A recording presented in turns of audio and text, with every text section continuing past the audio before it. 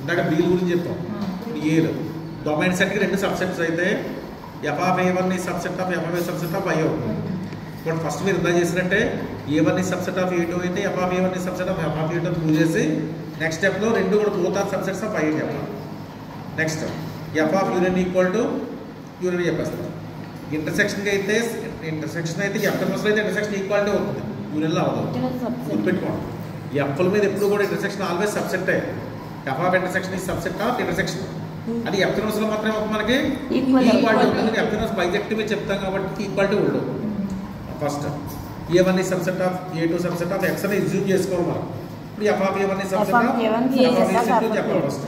ఇక్కడ ఫస్ట్ ఏం చేద్దామంటే F(A1) ఎలిమెంట్ తీసుకోండి. F(A1) అంటే మీరు ఏం రాయాలి, ఎలిమెంట్ ఎలా రాసుకోవాలి, F(A1) అంటే లేదా B1 రాసుకోవచ్చు. F(A1) దేని సబ్సెట్ Y కదా, B1 రాసుకోవాలి, Y అని రాసుకోండి. Y belongs to F(A1). F(A1)లో ఎలిమెంట్ ఉందంటే మ్యాప్ అయినట్టు, A1లో ఏదో ఎలిమెంట్ ఉందో మ్యాప్ అవ్వాలి. లేకపోతే there exist at least one X belongs to A1 such that F(X) is equal to Y కూడా F(X) అయినట్టు. ఇంకా X దేంట్లో ఉంది మనకి A1లో, కానీ A1 దేని సబ్సెట్ A2. Y ఈజ్ కూడా F(X) for some X belongs to A2. ఇప్పుడు X A2లో ఉందంటే F(X) దేంట్లో ఉంది, F(A2)లో ఉంటుంది.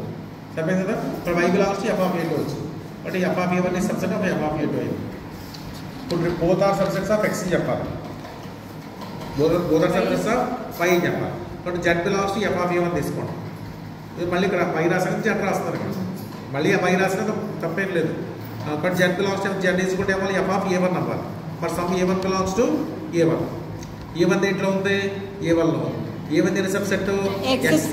Therefore Z equal to F(A1) for some A1 belongs to X. That apply Z belongs to F(X) అంతే కదా. మరి A1 దేంట్లో ఉంది, X లో ఉంది. మరి F(A1) దేంట్లో ఉంటుంది, F(X) లో ఉంటుంది. Therefore F(X) subset of Y. Next అలాగే A2 మీద కూడా చేస్తాం అంతేనా. ఇప్పుడు Z బిలాంగ్స్ టు మళ్ళీ సేమ్ అలాగే Z బిలాంగ్స్ టు A2. ఇక్కడ F(X) సిమిలర్లీ రాస్తాం, సిమిలర్ ప్రూఫ్ రాసాను. ఇక్కడ రాస్తాం that Z belongs to Y రాస్తాం. దేర్ఫోర్ F(A1) ఈ subset of Y. Similarly F(A2) subset of Y. Therefore hold.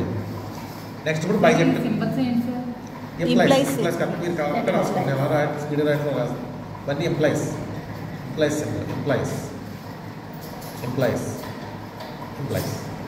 Next bijective function.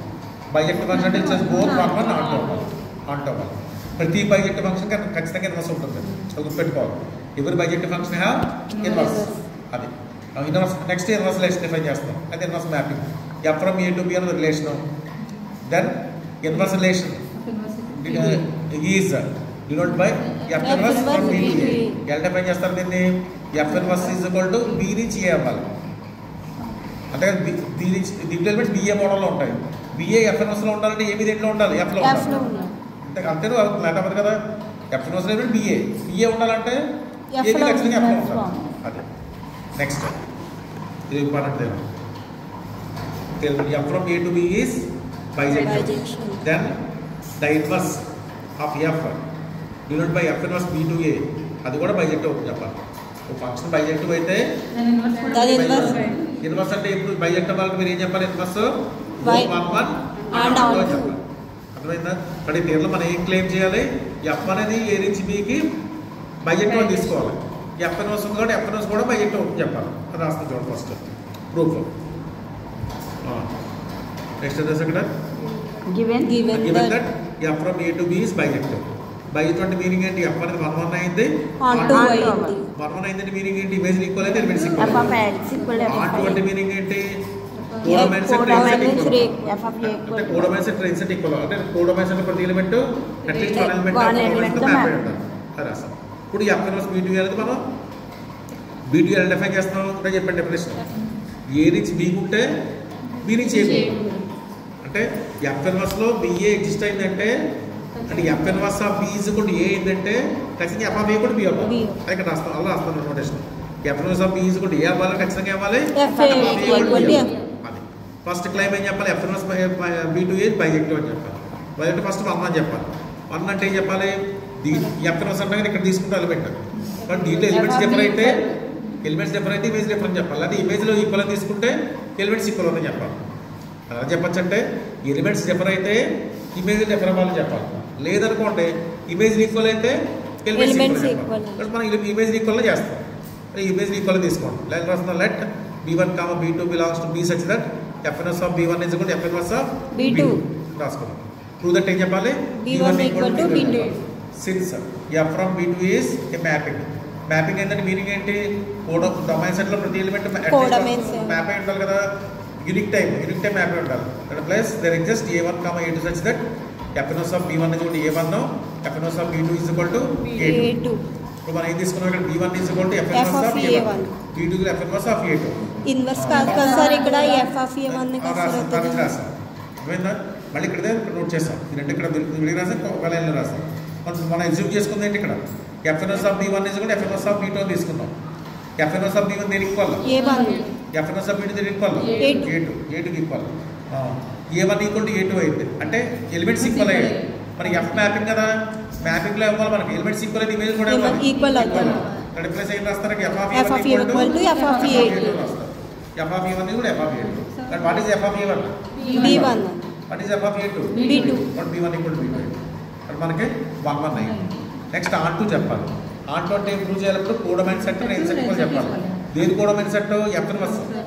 FNS codomain set ఏంటి? A. ఇక్కడ A దేనికి ఈక్వల్ అవుతుంది చెప్పాలి?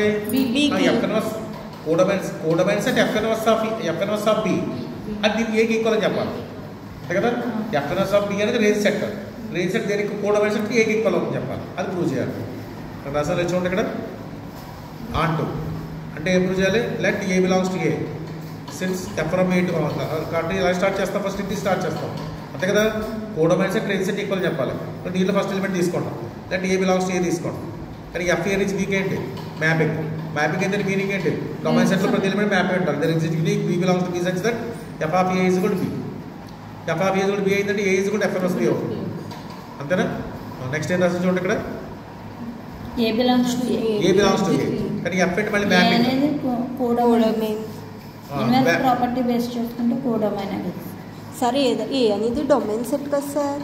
Inverse A belongs to A తీసుకున్నాం. A belongs to A అంటే ఇక్కడ ఏ ఇక్కడ codomain mapping b belongs to b ఏంటి? Domain of inverse function. That plus fns of b is equal to a.